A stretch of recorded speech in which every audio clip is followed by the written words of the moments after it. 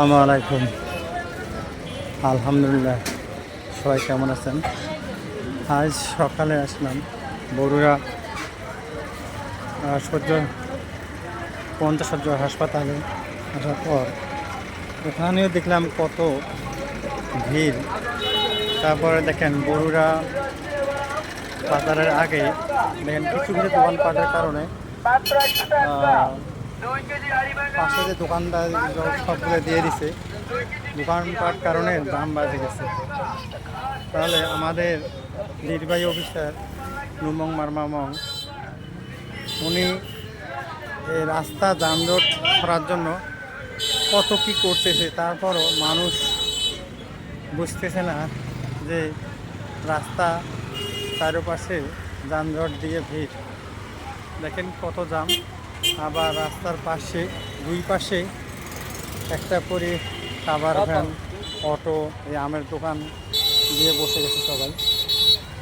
যা বলেন তা আমাদের নুমার মামাং অনেক চেষ্টা করতেছে যে যানজট না রাখার জন্য, তারপরও তো মানুষ বুঝতেছে না। এখন তারে আর কত কী করবে। আমরা এসে অনেক তাদেরকে দেখে স্যার অনেক কিছু বলছে যে রাস্তাঘাট যাতে দাম না থাকে সেই জন্য বলছে, কিন্তু মানুষ তো বুঝতেছে না। দেখেন কত দাম প্রত্যেকটা রাস্তায়। আমি যেটা যাইতেছি এটা হচ্ছে রাস্তা মোড় পাশে পাড়ায়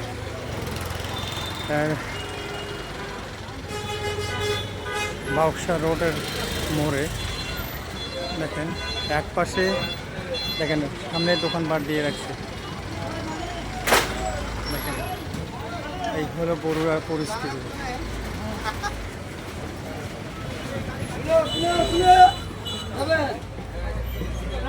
দেখেন এক পাশে বলাকা বাস আসে, জাম লাগে দেয়। আর এক পাশে সিএনজি অটোরিক্সা, তারা জাম লাগে। সম্পূর্ণ বরুড়া বাজার ভিড় লাগে যায়। আমরা নিজেরা যদি সতর্ক না হয়, নিজেরা নিজেদেরকে না বুঝি, তাহলে অন্য মানুষ বুঝবে। এটাই হলো সেই বরুড়া বাজারের পরিস্থিতি। দেখেন দুই পাশে দোকানপাট, তারপরে কাবার ভ্যান, অটো রিক্সা দাঁড়ে থাকে। তারপরে ডাবল করে রাখে রাস্তা। এখন এখানে ইউনুসারে করার কি আছে? আমরা যদি নিজেদের কাজ সতর্ক না হই, নিজেদেরকে না নিজেকে সতর্ক হতে না পারি, তাহলে কী করব?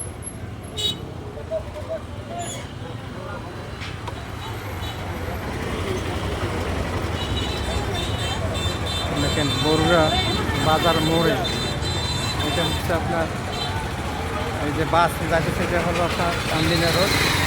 দেখেন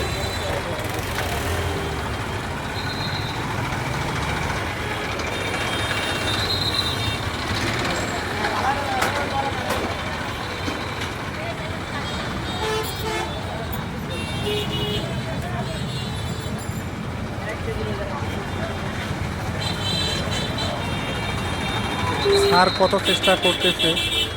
এমনি দাঁড়িয়ে আছেন কেন? দাও, পেছনে ভ্যান আছে না?